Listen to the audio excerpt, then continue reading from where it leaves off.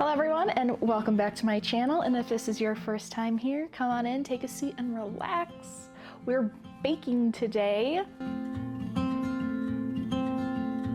The holidays are coming up and I love baking cookies when it comes to holiday parties. That's like my go-to. It's like, oh, what are you gonna bring? Cookies. Some might say the next thing is mac and cheese. I have a big sweet tooth, and so I thought, why not do some matcha cookies? One of the things I love to make is matcha sugar cookies, and it's basically like a sugar cookie and you incorporate some matcha into it. But I thought, what better than adding one more ingredient to really tie it together? And so on top of the matcha sugar cookie, we are going to be adding white baking chips. We're making white chocolate matcha sugar cookies. White chocolate chip matcha sugar cookies. Today we'll be making white chocolate chip matcha sugar cookies. So the good thing about this recipe is like you don't need to get anything super fancy. The only thing that like might be fancy in a sense is matcha. You'll need matcha for the matcha sugar cookie recipe.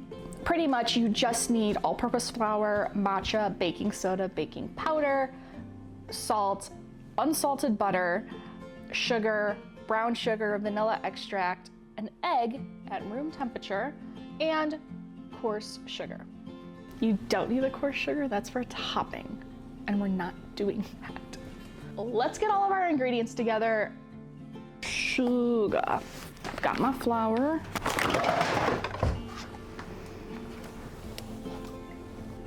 My sesame oil.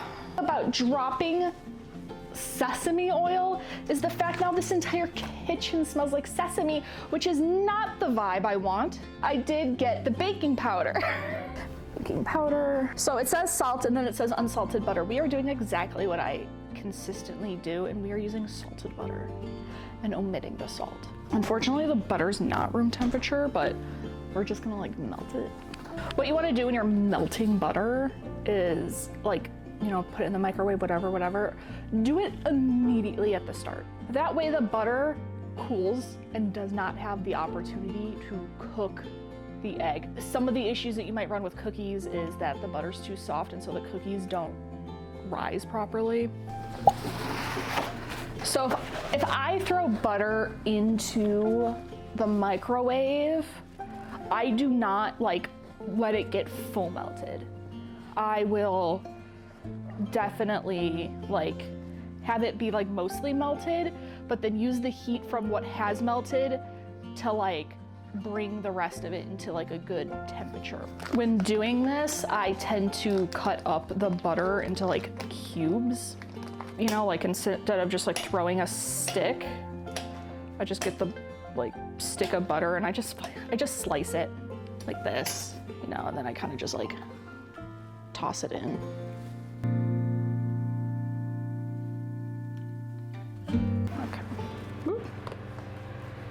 Okay.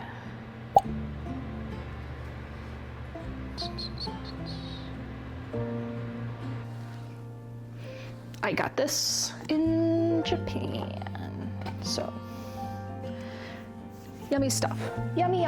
So now we have our butter all melted. I accidentally, with the fun that was the sesame oil falling all over the kitchen, I did not check this. So it's fine though, because it's not like hot. So we're just gonna let it kind of like sit and come back to room temperature. First thing, once you kind of gathered all your ingredients, preheat the oven to 350 Fahrenheit. And the first thing we'll do, which is why that the butter's still a little warm before we, you know, get it back to room temperature, is that we will be getting all of the dry ingredients together first, and then you start adding your wet ingredients.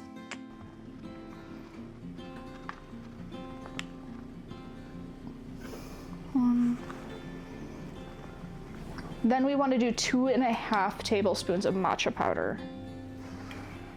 My tablespoon's currently dirty, so we use our half tablespoon. So we will do 4 of these.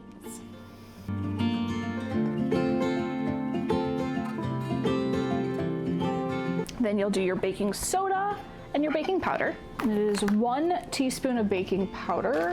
1. 2. And then half a teaspoon of baking powder. This is where you would normally add your salt, but because I'm using salted butter, we're not adding the salt. So then you would just whisk it together to just make sure all of that flour, the flour matcha and the baking powder and the baking soda are well incorporated. Just whisk, whisk, whisk, whisk, whisk, whisk, whisk, whisk.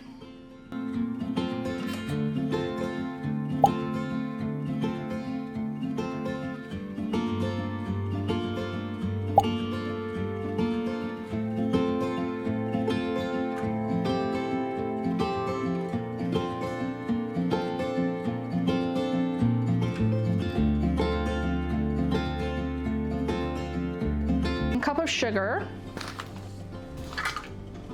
That's my third, well, we'll just use the third cup right now. So I have decided I'm just gonna stick it into this. So we have the 1 cup of sugar. You need to do 1.5 tablespoons of brown sugar.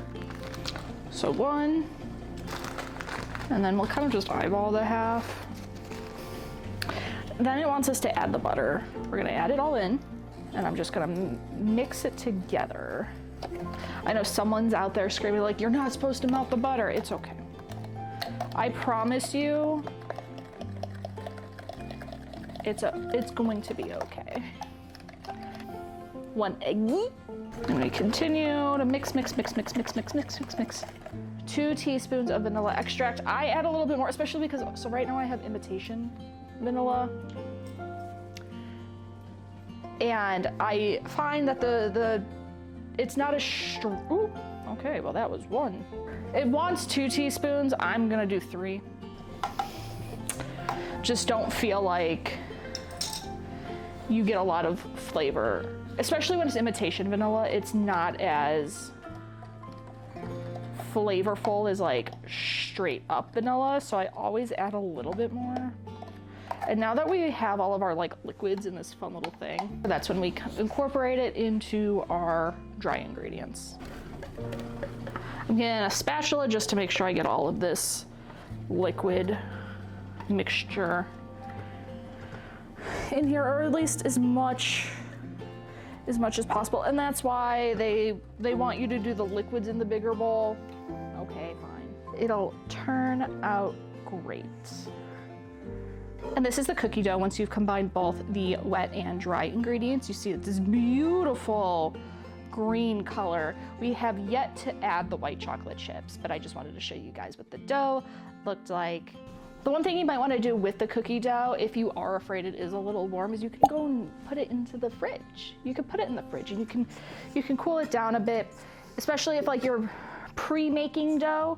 One really good thing that you could do when it comes to making cookie dough and any kind of cookies is you can make the dough and stick it in the fridge and have it sit overnight, because that allows the butter to really absorb into the flour and get a much richer flavor. And I do this with every cookie dough, whether it's chocolate chips, sugar cookies, all of that. If I have the time, I create the dough the night before, let it sit overnight, and then bake them the next morning. I'm not gonna give you measurements for the white chocolate chips. Measure with your heart. I'm not here to tell you how much is too much or too little. Just saying. So once your cookie dough is all done, you're going to line a baking pan with some parchment paper. You technically don't really have to. I'm doing it. Our pans are gross. I need to get new ones. We're gonna line it with this parchment paper.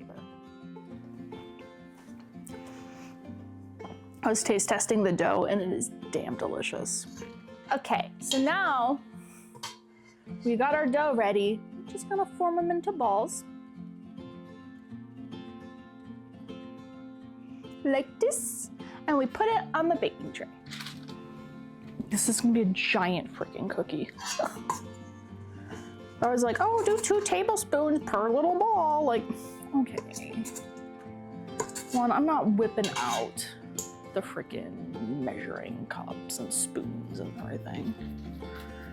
So that's always the funny thing, is you get these recipes that are like, oh yes, this makes 24 cookies. And I'm like, I made 13? Like, oh, it's because I used so much, like each cookie was much larger than you wanted me to make them, but listen, I didn't ask for bite-sized cookie recipe. I asked for a cookie recipe. I will deal with the consequences of my own actions at another time. And by another time, I mean in like 15 minutes when I take these cookies out of the oven. They are larger, so they might need to be in there a little bit longer than like what is average. All right, the cookies are just about to come out of the oven. We've got about 42 more seconds. We did have to add some time. I checked at that 12-minute mark and I went a little bit more time. So we added another 3 minutes onto that, making them 15 minutes. But that is, like I said, because we did make that so much larger than it probably should have been. I did check, not a lot of them are touching, so that's cool. Some are. Oopsie. But it's okay. Ooh, okay, they spread even more. Yeah, they're touching a bit, but that's okay. So we're gonna get them out. Look at how scrumptious these look. We're gonna let them sit here on this sheet tray for about a minute, and then we're gonna transfer them over to a wire rack so that they can cool completely and not get so hard from the cooling, and it prevents them from over baking as well. It is at this point too that you can kind of try to like separate them before they start to cool too much if they did end up touching. The touching isn't too bad. I was expecting a lot worse from these because of how large I made the cookies, but it was not too bad. Getting that first cookie is always the worst because I'm like, ooh, I don't want to like ruin anything else, and I don't have like the space, you know. Maybe the bat spatula was not the best trying to pick up these cookies. And this is it, guys. Here are our matcha white chocolate chip cookies.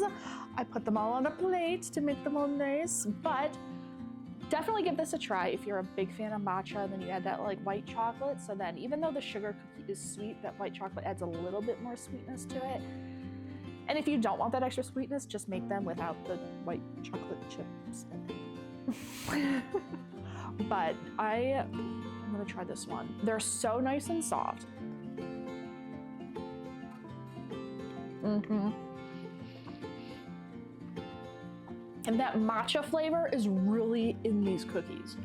It's not like oh, they're green, but you don't really taste it. Like you're getting matcha, all right? So if you like matcha, definitely give these a try. And if you try them, let me know what you think. I hope you enjoy them as much as I do. And thank you so much for watching this video. And until next time, have a great rest of your day.